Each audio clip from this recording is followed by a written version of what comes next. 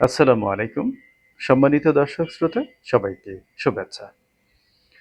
আমি একাধিকবার বলেছিলাম ডিসেম্বরের মধ্যে যদি একটি নির্বাচন রাজনৈতিক নেতৃত্ব ব্যর্থ হয়, সেক্ষেত্রে এই নির্বাচনটি অনেক দিনের জন্য ঝুলে যেতে পারে এবং এই নির্বাচনটির সঙ্গে আমাদের স্বাধীনতা, সার্বভৌমত্ব এবং গণতান্ত্রিক ভবিষ্যৎ অত্যন্ত গভীরভাবে জড়িত।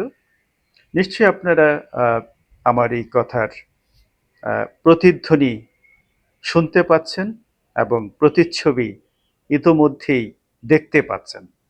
এ বিষয়ে কথা বলতে চাই।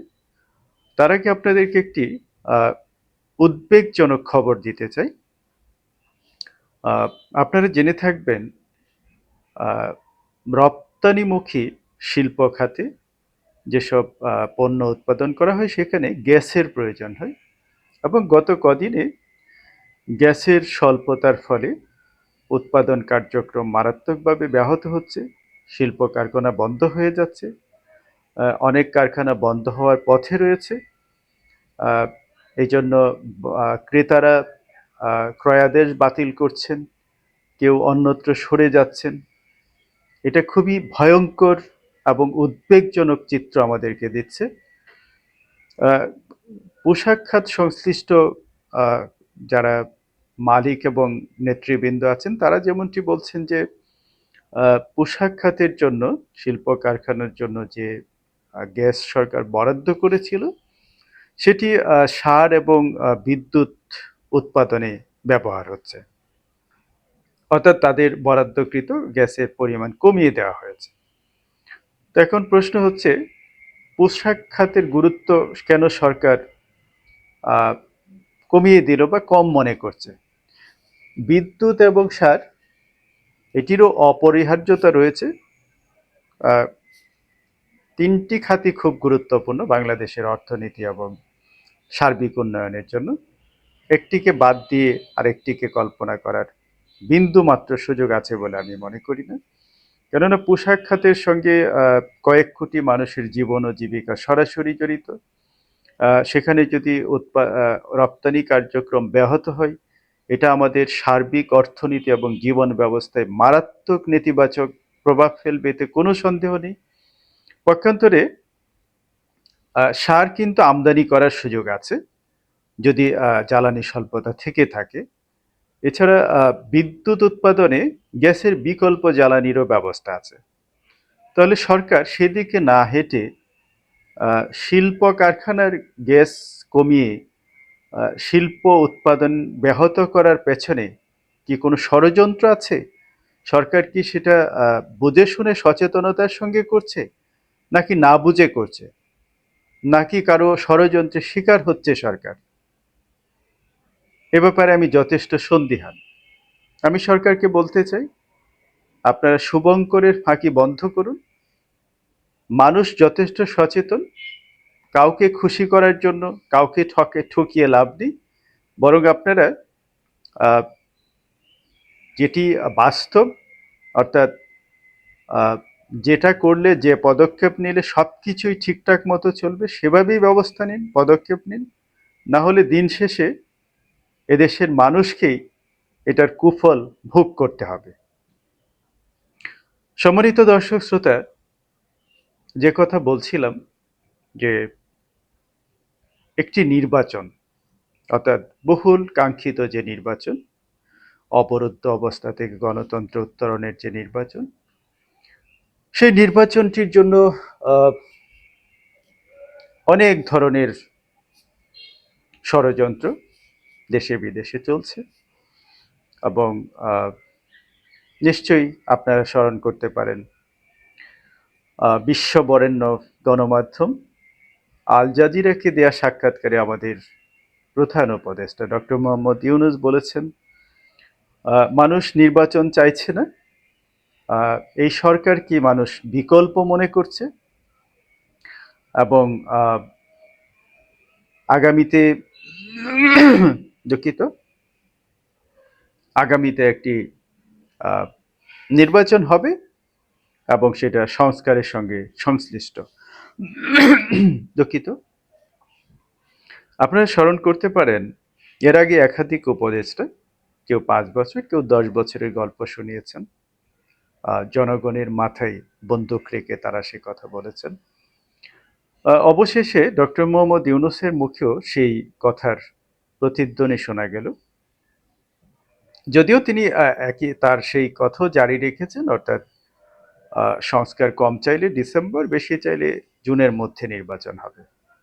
তবে আমি মনে করি ডক্টর ইউনূসের এই জারিকৃত কথাটি কেবলই কথার কথা, এবং এটা আবারও বলি যে আপনারা লিখে রাখতে পারেন।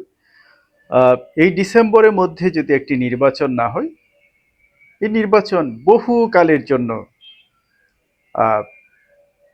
ঝুলে যাবে। একটি নির্বাচন সহসা হওয়ার সম্ভাবনা সত্যি আমি দেখছি না। তবে আসার কথা হচ্ছে এদেশের গণতান্ত্রিক আন্দোলনের কিংবদন্তি নেত্রী, এদেশের গণতন্ত্রকামী মানুষের সবচেয়ে আস্থার নাম, যিনি অনেক সংগ্রাম করে, জেল জুলুম সহ্য করে, শত প্রতিকূলতা উপেক্ষা করে গণতন্ত্রকে ছিনিয়ে এনেছেন, সেই জননন্দিত নেত্রী, দেশনেত্রী, বিএনপি চেয়ারপারসন, সাবেক প্রধানমন্ত্রী বেগম খালেদা জিয়া দেশে ফিরছেন। কাল পরশুর মধ্যেই তিনি দেশে ফিরে আসতে পারেন।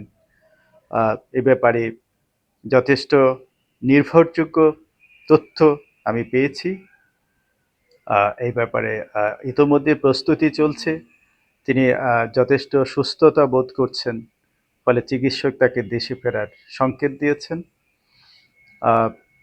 এটি আমি মনে করি শুধু বিএনপি মনা মানুষের জন্য নয়, বরং গণতন্ত্রকামী প্রতিটি মানুষের জন্য এটি অত্যন্ত একটি আনন্দের বার্তা। কারণ আপনারা স্মরণ করতে পারেন এই বেগম খালেদা জিয়া তার স্বামীকে একজন জিয়াউর রহমান স্বাধীনতার ঘোষক, এদেশের মানুষের সবচেয়ে কাঙ্ক্ষিত যে নেতা, নন্দিত নেতা, মুক্তিযুদ্ধের বীর সেনানী, লক্ষ কোটি মানুষের হৃদয়ের রাজা জিয়াউর রহমানকে হত্যাকাণ্ডের পর তিনি একজন গৃহবধূ থেকে 82 সালে বিএনপিতে পা রাখেন, যখন তার ঘরে ছোট ছোট দুটি বাচ্চা, অর্থাৎ তারেক রহমান এবং আরাফাত রহমান। সেই সন্তানের ভালোবাসাকে তিনি, মায়ের অকৃত্রিম ভালোবাসাকে তিনি ভাগ বসিয়ে তিনি এদেশের গণতন্ত্র এবং মানুষের জন আকাঙ্ক্ষাকে বুকে ধারণ করে শ্রদ্ধা জানিয়ে, চ্যালেঞ্জ নিয়ে, জীবন মরণের চ্যালেঞ্জ নিয়ে তিনি রাজনীতিতে পা বাড়ান এবং মাত্র 10 বছরের অসাধারণ নেতৃত্ব গুণে তিনি তার দলকে পুনর্বার ক্ষমতায় অধিষ্ঠিত করেন এবং তিনি নিজে 91 সালে বিপুল বিজয়ে প্রধানমন্ত্রীর পদটি অলঙ্কৃত করেন। দেশের ইতিহাসে প্রথম মহিলা প্রধানমন্ত্রী হিসেবে আবির্ভূত হন এবং এই পথযাত্রায় তিনি জেল খেটেছেন, নির্মম নির্যাতন সহ্য করেছেন, হুমকি দামকি সহ্য করেছেন, কিন্তু তিনি কোনো কিছুতেই পিছপা হননি। তিনি জেলের ভেতর থেকেও তিনি তার সংগ্রাম অব্যাহত রেখেছিলেন। এবং আপনারা স্মরণ করতে পারেন 86 সালে স্বৈরাচার এরশাদের সেই পাতানো নির্বাচনে তিনি অংশগ্রহণ থেকে বিরত থেকে আপোষহীন নেত্রীর খেতাবটি অর্জন করেছিলেন। পক্ষান্তরে সে সময় তিনি 7 দলীয় জোটের নেতৃত্বে ছিলেন, অন্যদিকে 15 দলীয় জোটের নেতৃত্বে ছিলেন এই পতিত স্বৈরাচার হাসিনা জাতিকে দেয়া কথা ভঙ্গ করে এই পাতানো নির্বাচনে অংশগ্রহণ করেছিলেন এবং জাতীয় বেঈমান হিসেবে অভিহিত হয়েছিলেন।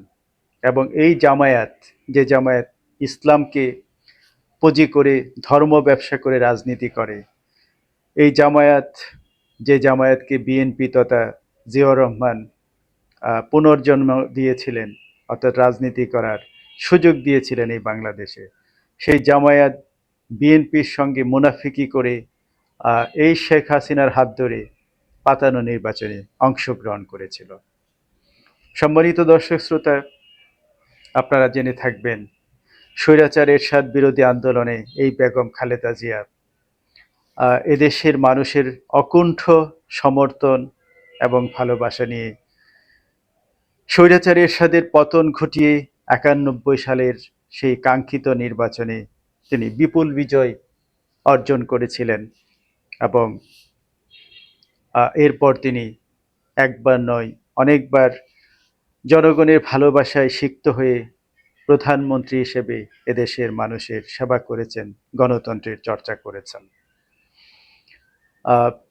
তো আমি মনে করি এটা আমাদের জন্য অনুপ্রেরণার উৎস যে এই বেগম খালেদা জিয়া আপসহীন নেত্রী, এদেশের মানুষের গণতন্ত্রমনা মানুষের আস্থার প্রতীক বেগম খালেদা জিয়া ফিরছেন। সুতরাং আমি এদেশের মানুষের গণতন্ত্রকামী মানুষের পক্ষ থেকে আপনার প্রতি গভীর শ্রদ্ধাঞ্জলি ব্যক্ত করছি এবং আমি এও আশা ব্যক্ত করছি যে আপনার বহুদিনের দীর্ঘদিন ধরে অবরুদ্ধ গণতন্ত্র আপনার হাত ধরেই মুক্তি পাক। সম্মানিত দর্শক শ্রোতা, প্রশ্ন তুলুন, প্রশ্ন করুন, সকল অন্যায়ের বিরুদ্ধে। আল্লাহ হাফেজ।